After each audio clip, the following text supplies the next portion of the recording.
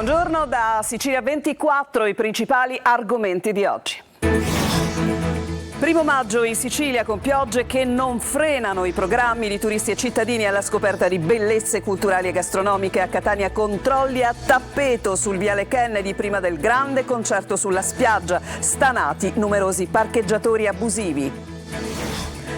A Portella delle Ginestre Piana degli Albanesi, la festa del lavoro e la campagna per le europee si mischiano. Schlein e Conte in piazza, intanto si susseguono le rinunce alle candidature targate DC e le polemiche nelle liste di Fratelli d'Italia.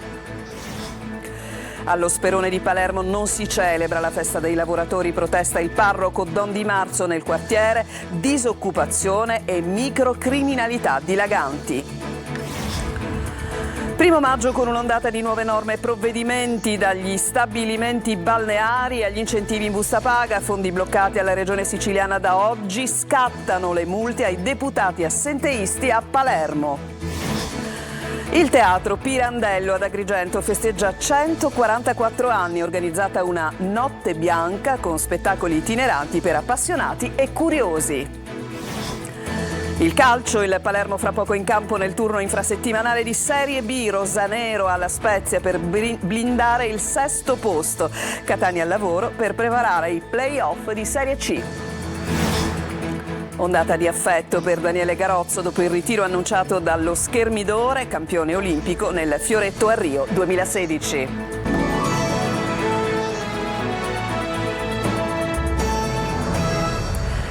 1° maggio in Sicilia caratterizzato dal meteo con condizioni avverse, piogge, vento, nuvole, ma se la stagione balneare parte male, il maltempo, lo vedrete, non ferma i programmi di tanti turisti e cittadini che approfittano di questa giornata di festa per un giro in città alla scoperta di bellezze culturali e gastronomiche. Vediamo la situazione nelle varie province. Emanuela Corsi.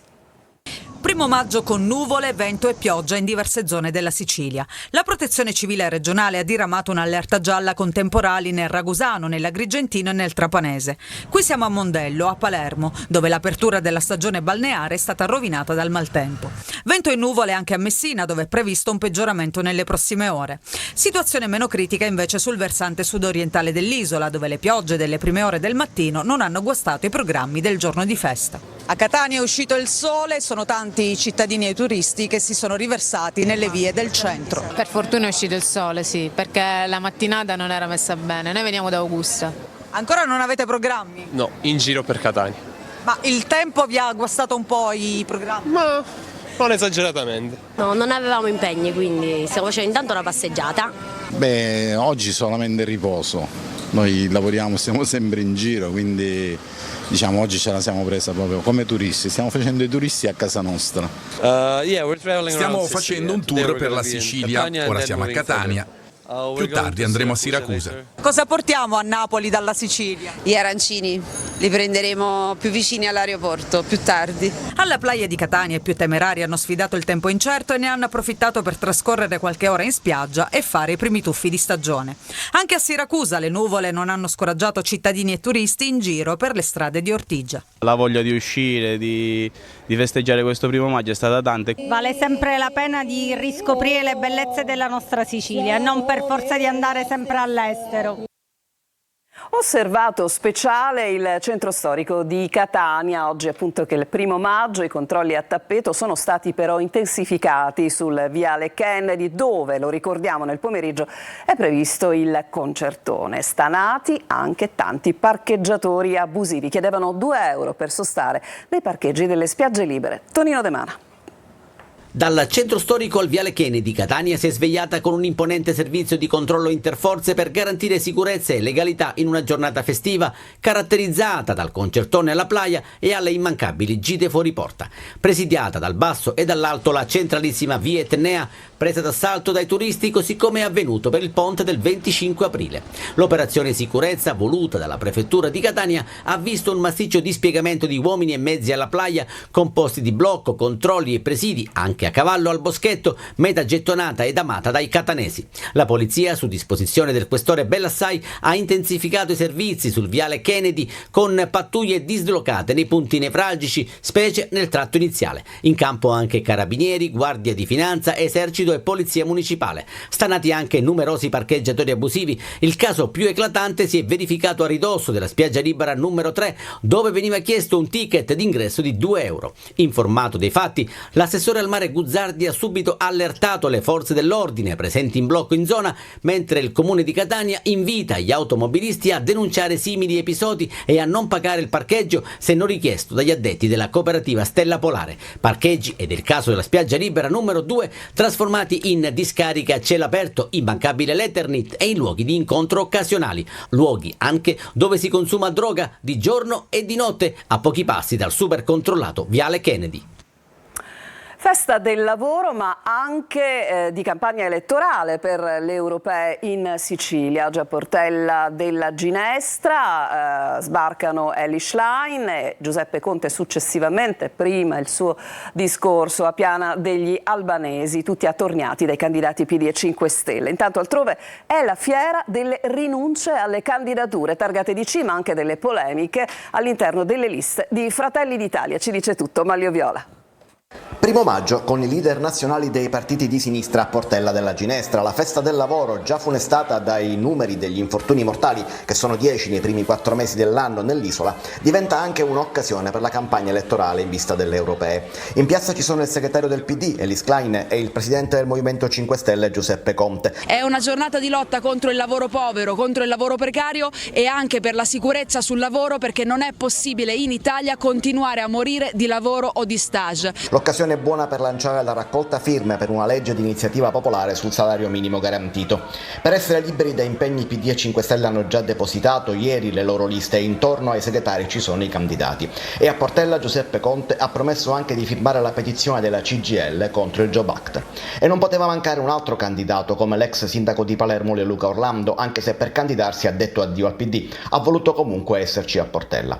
Ma se i partiti di sinistra hanno già chiuso e presentato le liste, non si può dire lo stesso per Renziani e DC. Sono ore di fermento e piovono rifiuti alla candidatura. Ieri sera ha detto no a Renzi il genero di Cuffaro, Marco Zambuto. Questa mattina lo ha fatto anche Laura Badessa, la moglie di Massimo Russo, magistrato ed ex assessore alla salute. Piccolo giallo sulle firme di Santoro, che potrebbe, controvoglia, dover ricorrere anche a quelle raccolte dalla DC di Cuffaro. Depositate invece, non senza polemiche interne, le liste di Fratelli d'Italia. Fra i candidati c'è anche la moglie di un ex 5 Stelle, ma l'imprenditrice, su cui qualcuno storce il naso, è vicina all'ex sindaco di Avola Luca Cannata. Polemiche anche a Monreale, dove il deputato regionale Marco Intravaia lascia il partito della Premier in pieno contrasto con le scelte dei candidati locali.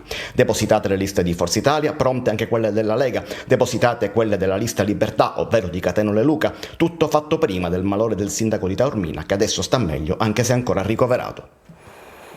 Ma c'è un luogo dove sicuramente non si festeggia oggi il lavoro, non si celebra appunto il lavoro. È il quartiere Sperone a Palermo, è andato per noi Marco Gullà.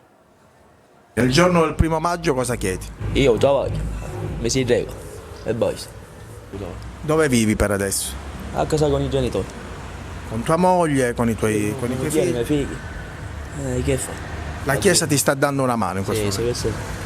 Giovanni ha famiglia, 2 bambini ed è disoccupato. Nel giorno del 1° maggio, festa dei lavoratori, siamo stati nel quartiere Sperone di Palermo, dove la percentuale di disoccupazione cresce anno dopo anno. Incontriamo il parroco del quartiere che punta il dito contro le istituzioni per aver abbandonato alcune periferie. Qui in tanti hanno avuto anche problemi con la giustizia, come Giovanni. Di Giovanni ne abbiamo decine se non centinaia qui allo Sperone, situazioni complicate, situazioni che vedono una precarietà costante. La mancanza di lavoro è il problema fondamentale e che poi porta a scelte sbagliate. Giovanni è andato via da Palermo, lavorava fuori, è tornato perché ha un vecchio problema da risolvere con la giustizia in misura alternativa, è qui con noi, non riesce a trovare un lavoro. La disoccupazione che si intreccia con la microcriminalità, ragazzini che spacciano droga nel cuore del quartiere, il lavoro che manca. È un 1° maggio differente allo Sperone, quartiere che affianca anche Brancaccio.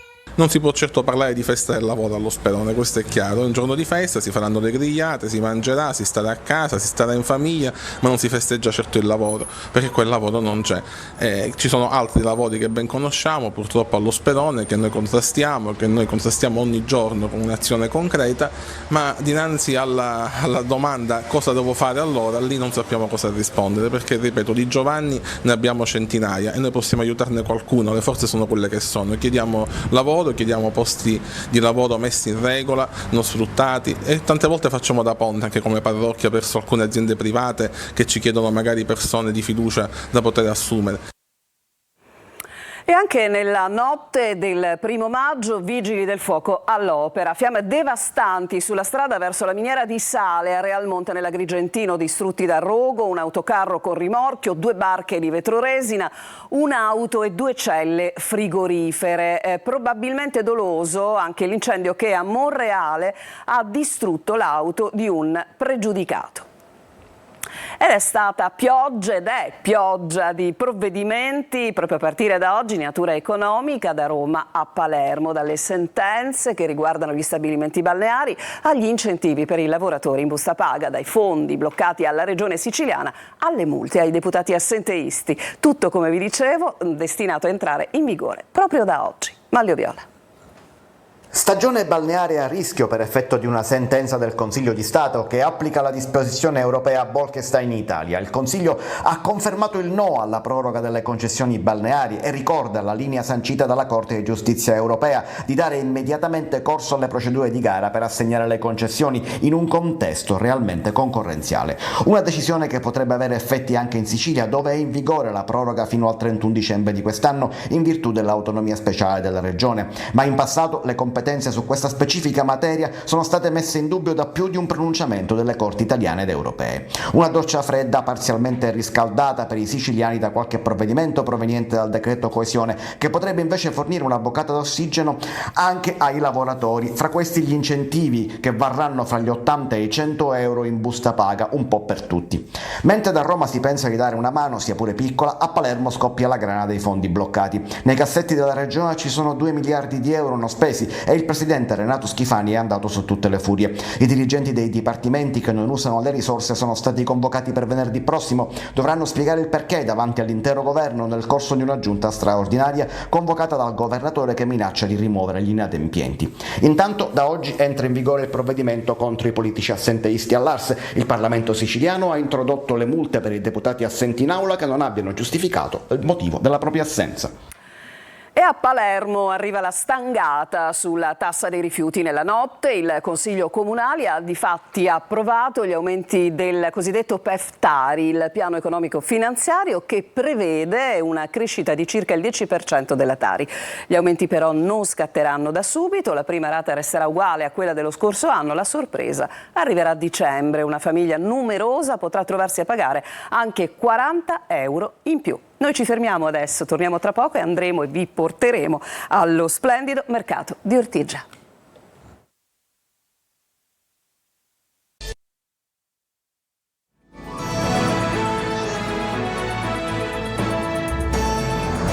Siamo tornati in studio. Tra i luoghi che più amano i turisti ci sono anche quelli legati al folklore e alla tradizione, come i mercati storici. Siamo andati in quello di Ortigia, Siracusa, tra colori, sapori e musica. Francesco Aloi. Si vedono tante cose nuove, si può respirare anche la natura, è un bel posto. Un tripudio di colori e sapori, qui si respirano gli odori della Sicilia. Siamo al mercato storico di Ortigia, tra le tappe d'obbligo per chi visita Siracusa. Cosa le piace di più? Bah, sicuramente magari i prodotti tipici. Principalmente, poi il colore, le persone, i siciliani. Io ho assaggiato qualcosa, tutto veramente buonissimo. Io adoro i mercati, adoro quello di Catania, non avevo mai visto questo di Ortigia, ma veramente bello. Dalla frutta di stagione alle spezie, tutto può diventare oggetto di una foto ricordo. Ha già acquistato qualcosa? Il cappello, il berrettino. I love Sicilia.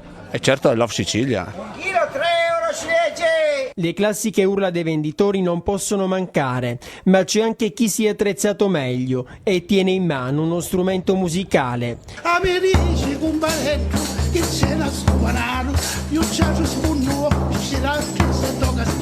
Il pesce esposto sui banconi attira sempre l'attenzione. Ci sono tanti turisti, i siracusani però sono pochi. Perché mancano i parcheggi, ecco questo qua. E quindi la gente cerca di mettere la macchina a doppia fila e poi trova la sorpresa, ma è giusto. Tra uno scatto ed un piccolo break, la vacanza continua, alla scoperta delle meraviglie di Ortigia. Il glorioso Teatro Pirandello di Agrigento ha compiuto 144 anni. Per festeggiare questo evento si è tenuta la Notte Bianca con una visita teatralizzata e spettacoli itineranti. Coinvolti 144 attori, tanti quanti gli anni del teatro. Davide Sardo. La tarda serata appena trascorsa ad Agrigento al Teatro Pirandello è stata una notte bianca, o meglio una notte di Natale, una veglia per ricordare e celebrare i 144 anni dalla nascita del palcoscenico, inaugurato il 24 aprile del 1880 e che un anno dopo fu intitolato alla Regina Margherita. Poi nel 1964 fu intestato al drammaturgo agrigentino Luigi Pirandello, premio Nobel per la letteratura. Nel corso della notte bianca sono stati organizzati spettacoli itineranti e un tour nelle zone del teatro solitamente meno accessibili, come i camerini, il retropalco, l'ipogeo e le sale adiacenti, tutte animate da artisti e maestranze. L'evento ha narrato anche 2600 anni di storia e cultura di Agrigento, dalla fondazione dell'antica Akragas, in un'esperienza innovativa con protagonisti i personaggi storici raffigurati sul soffitto affrescato della sala e sul sipario. L'idea è di Marco Savatteri, nuovo responsabile e coordinatore delle produzioni culturali innovative del Teatro Pirandello. Una visita teatralizzata con 144 artisti, tanti quante sono le candeline che spegne il teatro quest'anno. L'omologo del grande autore agrigentino. No, un'emozione molto particolare sicuramente, perché pensando che si tratta appunto di una ricorrenza reale e non di una finzione scenica, l'emozione è veramente forte. Il Pirandello per il suo compleanno è stato dunque cornice sperimentale di un approccio innovativo al teatro, con scenografie viventi tramite cui la storia si svolge intorno e con il pubblico, esplorando spazi che consentono di immedesimarsi spiritualmente oltre che materialmente nel teatro e nella storia che tramanda. La pagina sportiva, subito dopo questa breve pausa inizieremo con il Palermo che tra poco è in campo.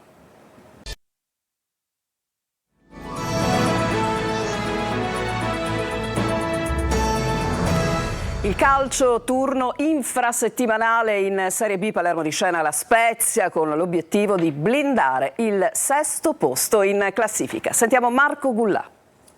Cambiare strada è l'obiettivo, o meglio l'auspicio del Palermo per la partita di oggi pomeriggio alla Spezia. I rosanero devono blindare il 6° posto, occorrono però punti, quelli che fino adesso il Palermo ha smarrito per strada, come nel match di sabato scorso al Barbera contro la Reggiana. È cambiato l'allenatore, è cambiato il modulo, ma non i risultati. La formazione siciliana nelle ultime 9 partite ha vinto una sola volta, basterebbe questo per decretarne lo stato di crisi. Mignani però non cambia, il tecnico anche in conferenza stampa ha difeso il suo modulo 3-5-2 e anche oggi al picco confermerà questo schieramento, ma l'allenatore deve anche cambiare mentalità la sua squadra, troppo remissiva, fiacca e poco reattiva.